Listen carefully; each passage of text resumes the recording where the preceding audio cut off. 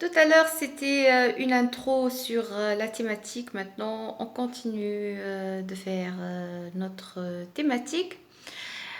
Donc, une journée informative serait dans ça, une introduction à l'épreuve et tout ce qui est relatif à l'épreuve. D'accord?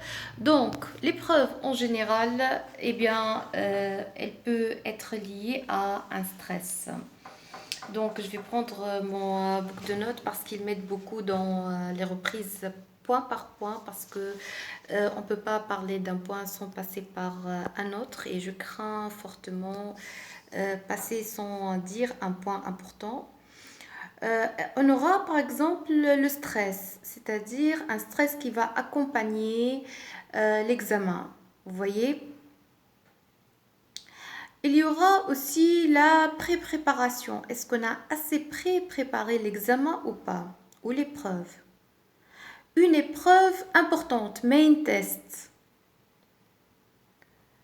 Une difficulté à l'épreuve qui est liée à la compréhension. C'est un problème cognitif.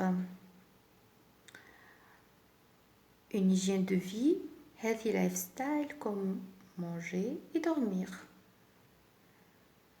Et on finit par un manque de confiance générale ou pour la période. D'accord? Parce que en disant pour la période, on va penser par rapport à un rebond à la situation. Voilà. Donc, on va commencer par le stress. Le stress, c'est-à-dire cette émotion qui, dans sa partie positive, est bonne. Parce que elle est motrice, elle nous encourage à faire. Sans le stress, on ne serait pas dans le faire et la continuation de nos réalisations, etc. Il nous faut un stress positif pour ce faire. D'accord? Mais là, il y a le stress qui dépasse la normalité. C'est-à-dire, on va être dans des périodes d'oubli, de problèmes de mémorisation, etc. Donc, sûrement, on parle de ce stress. La pré-préparation, c'est-à-dire, quand on va poser la question, dans cette journée informative, tu trouveras plusieurs parents qui diraient alors, et bien moi-même j'ai rencontré ça avec des parents d'élèves dans les institutions, ils me disaient tout le temps, eh bien on prépare comment? Donc la pré-préparation.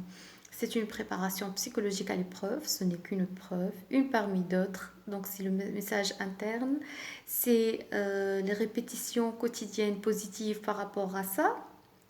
Et il y a une autre pré-préparation qui serait méditative, qui serait aussi liée à un rituel. Chaque jour, on va mettre une capsule de relaxation.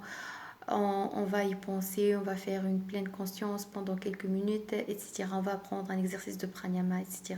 Sans pour autant être, comme je dis toujours, si je dis ça, ce n'est pas qu'on va devenir tous des gens dans la méditation. Ça, c'est à elle-même une discipline, d'accord? Mais il y a quand même des choses qu'on pourrait prendre et utiliser. Il y a même des applications sur Internet qui nous aident vraiment dans ça. Donc la plupart du temps, c'est la thématique la plus demandée par rapport aux parents.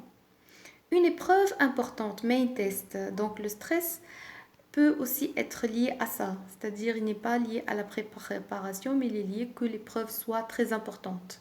D'accord? Donc l'épreuve, elle a une taille autre que sa taille ordinaire dans ta tête, d'accord? Selon ton âge, dans ta tête, etc.